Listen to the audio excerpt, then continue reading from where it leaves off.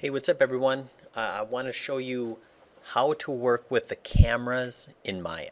Okay, so I'm going to show how to animate a camera. I'm going to show how to attach a camera to a path.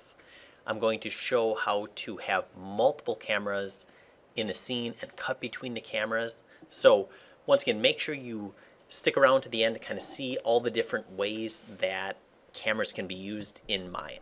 So first thing I'm going to do is if I go to panels, perspective, I can see that this is my perspective camera that I'm looking through right here. And I like to keep a perspective view kind of handy. And if I want to create a new one, I'm just going to kind of go to panels, perspective, new. And what that does is it creates a new camera in the scene. I can see down at the bottom here it says perspective 1. So if I want to jump to my other camera, perspective, I can see that now I'm looking around and there's that new camera that I created, perspective 1, that's just kind of sitting in the scene. Okay, now if I jump to this camera, panel, perspective, perspective 1, now once again I'm looking through that camera, and when I move around I'm actually physically moving that camera. Okay, and I can obviously move this anywhere that I want. And it might be kind of tricky to think about, well, are we looking through that camera or are we looking through the other camera? So I'm just going to go like this. I like to put on my resolution gate, but before I do that I'm going to go up to my render settings, and in my render settings I'm going to go down here and I'm going to put this preset to like something like HD 540, and now if I turn on my resolution gate and this one, now it looks like I'm looking through a camera that I can kind of see and frame my shot. Also, if it doesn't look like this on yours, you can go to view, camera settings, and make sure that this is set to like horizontal or vertical. Sometimes it goes to the top of the screen. I like to have a whole border around it. Now you'll see that if I jump back to my other camera, this is my perspective camera. Think of this as kind of the producer walking around on set, and then if they want to see through the camera, here it is. Okay, so the first one here, I'm just going to go ahead and play the scene so you can kind of see. So I've got some type of movement here so we can kind of talk about things. I can see that the snowman has this hat blow off. Okay, and that's basically the short animation. I just have some movement so we can kind of see something that's happening in the scene. So if I want to animate this camera, maybe I want it to start over here, and then I want it to go over here, and then maybe kind of focus on the hat where it lands. So here's the trick to this. I'm going to position this camera where I want it to start, and I want to make sure that I select the camera. Okay, so here, select camera. And I can see that it's selected because this white border, not this border, but this white border here, you'll notice that if I select something else, that thin white line is gone, and I'm selecting something else. So when I select this, I can see that it's selected. Okay, the camera's selected. That's really important. I can also see that it's selected here and here, because now when I keyframe stuff, it's going to be keying the camera, not something else. So for example, if I press S to set keyframe, it set a keyframe on the perspective camera in this location on frame 1. And let's say if I want it to take 1 second, so I'm going to go to frame 30, let's say it's 30 seconds or 30 frames per second, and I want that to go over here. I'm simply just going to move my camera over here, and now I'm going to press S again. Now if I come here and if I press play, I can see that the camera goes from one side to the other. Okay, now so this indicates the starting point of the camera, and this is the other ending point of the camera. Now be careful, because once again, if you hit S and then you clicked on something in the scene and then you went like this, oh, I got to go to frame 30, and then moved over here and pressed S, notice that your camera is no longer selected. The ground in this case is selected. So I think that's one of the most confusing things when you're animating the camera, is to make sure that the camera stays selected. Okay, so now it comes over here, and let's say when I play that, I'm like, oh, that's too fast. Okay, what I could do is I could hold down Shift and drag over this keyframe and grab these middle two ones, and I'll drag it to frame 60. Now instead of 1 second for that camera movement, it now takes 2 seconds. So let's see what that looks like.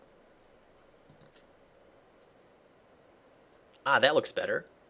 Then I want there to be a little pause until the hat lands, and then I want the camera to kind of zoom up on the hat. So let me just play this again. There we go. Okay, now I feel like this is probably a good time for the hat, or for the camera to start moving in on the hat. So I'm going to go right here and I'm going to press S to set a keyframe. And between here and here there was no movement of the camera, so that means the camera's going to stay still. And I'm going to give myself more frames, so I'm going to type in maybe 200 right here. And I'm going to say I want it to take 2 seconds roughly, so about right here, to zoom in on this hat. I'm just going to simply zoom in, make sure that the camera stays selected. I'm going to press S, and now let's see what we have. So if I come back here, I get this nice transition over, nice pause, and the camera zooms in real nice. Okay, great. So that's the first way that I want to talk about kind of animating the camera. That's one of my favorite ways, is just simply move the camera and press S to set a keyframe. Okay, it's kind of like you're walking around set and you're just basically selecting the key frames that you want to key. Now, I'm going to maybe keep that camera, and maybe instead of perspective 1, I'm going to call this keyframe camera. Okay, and now if I come in here, I can see that there's my keyframe camera. But let's do a different type of camera now. I'm going to go to New, and this time I want a camera to follow a curve. Oh, and by the way, you can see that camera. I can see there's the movement of the camera. So if we pictured like a cameraman walking around set, that'd be this path. But this one, I'm going to go like this. I'm going to look at it from the side view, and I'm going to pretend there's a sledding hill. So I'm going to go to Create, Curves, EP Curve Tool, and I'm just going to kind of go like this, and I want this sledding hill to come basically right towards the snowman. There we go. And now, if I go to Panels Perspective, I can see there's the curve that I want the camera to follow. And if I wanted to change this curve at all, I could right-click on it and go to Control Vertex, and I could grab these purple points, and you can see that I can kind of make slight adjustments to it if I wanted to. Think of this as kind of like it's following a roller coaster, if you will. So instead of me kind of manually kind of keying that, I could just kind of create a path. Now, what I can do is I can create another camera. So I'm going to go here. It looks like I already created another camera, which is perspective 2, which is, I believe it's this one here. Okay, there, this camera here.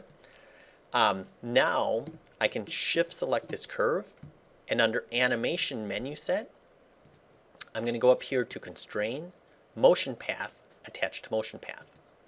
And when it attaches, I can see that here it is, and if I hit play, I can see that that camera will follow the curve.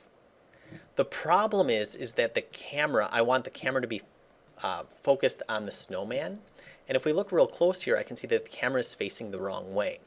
It follows the curve, but it doesn't, it's not in the right direction. So the way that I'm going to change that is with the camera selected in the channel box, okay, this button or this tab here, I can come down here to motion path, and I'm going to click on either front, up, or side twist. So I'm going to go to side twist and then middle mouse drag, and I can see, that's not the one that I want.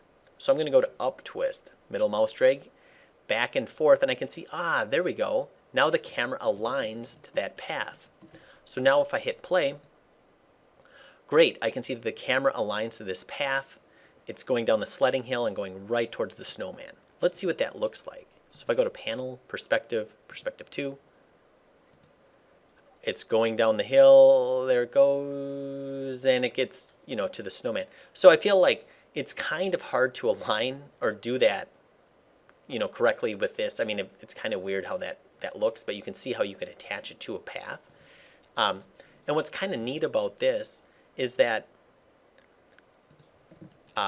if I change the path at all, so let's say if I'm like, well, that's kind of too steep, you can see that I can move these points even after the fact, and the camera will stay attached to that curve no matter how much the curve changes. So maybe let's say, I don't know, let's say I'm going to try that angle.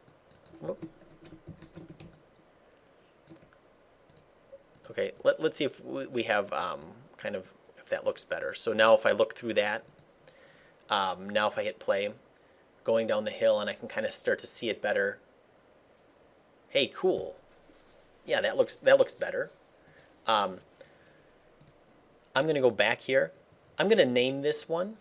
So if I go to, I could also name it here. I'm going to call this curve camera. Okay, so we can see that we did the keyframe camera, then we did the curve camera.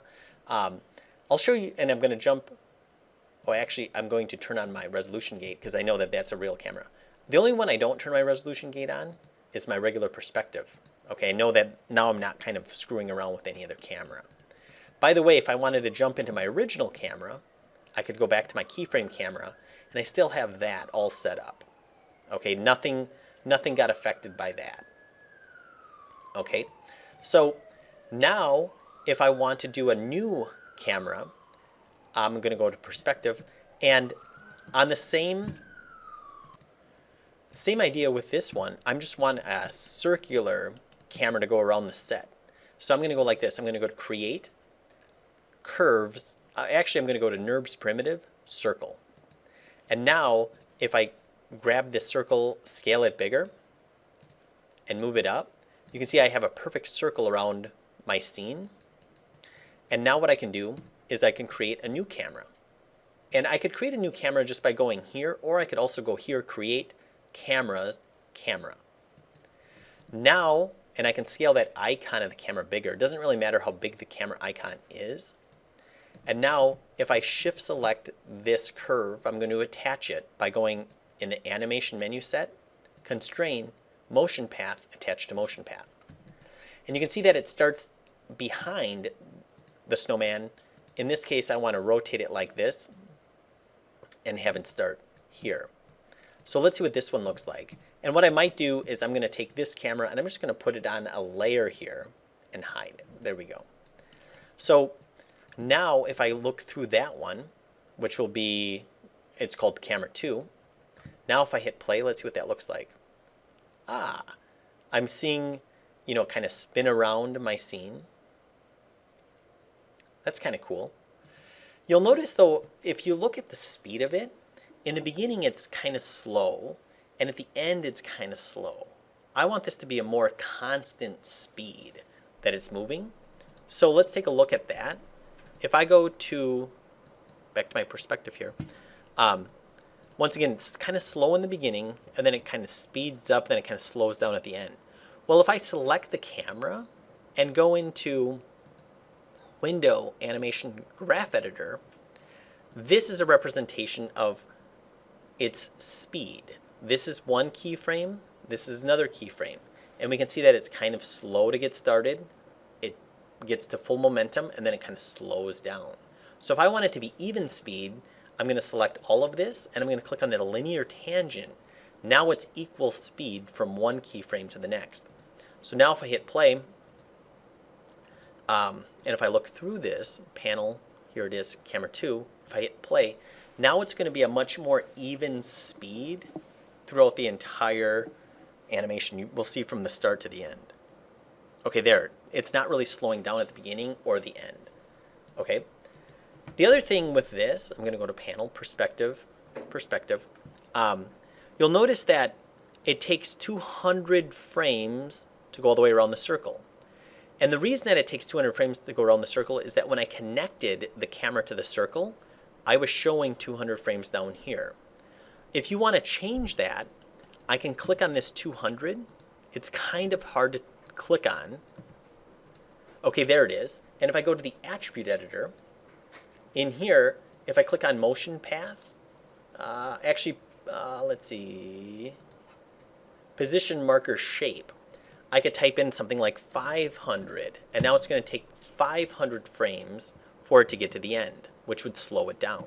So now if I look through this one, I can see that it's going in the same circular shape, it's on the same path, it's just that it's going much slower.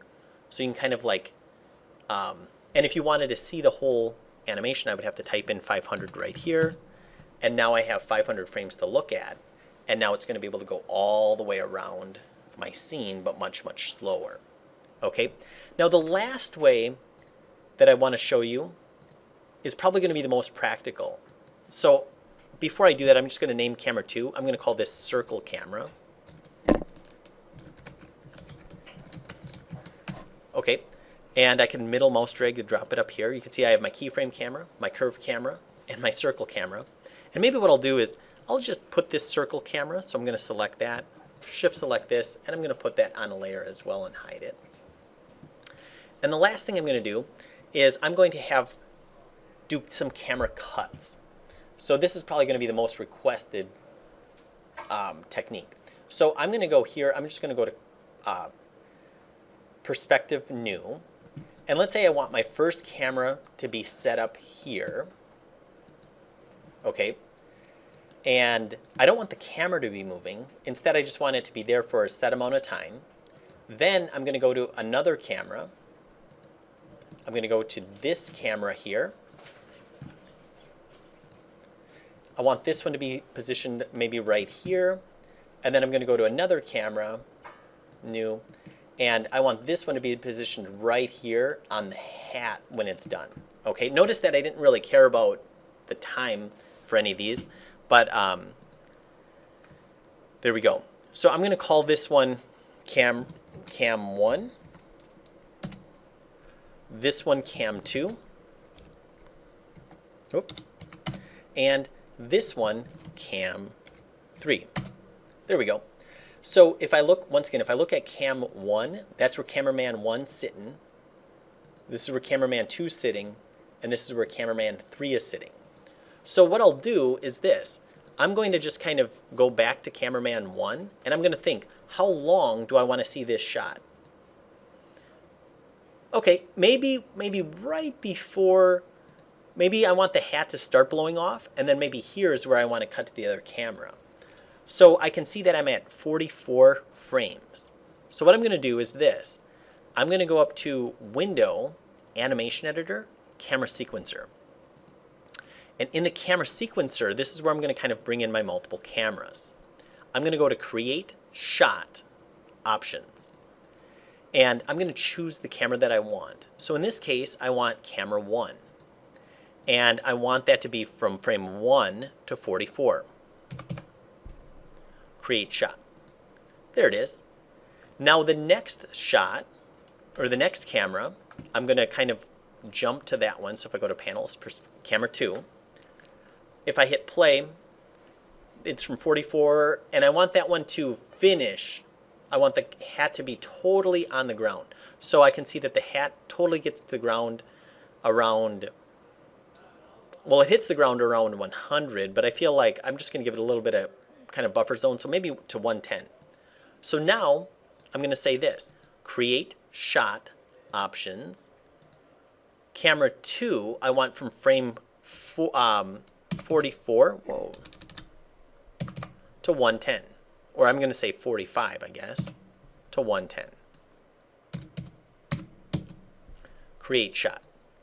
And I can see that it's down here. That's totally okay for now. And then the last one, I'm going to go to camera 3.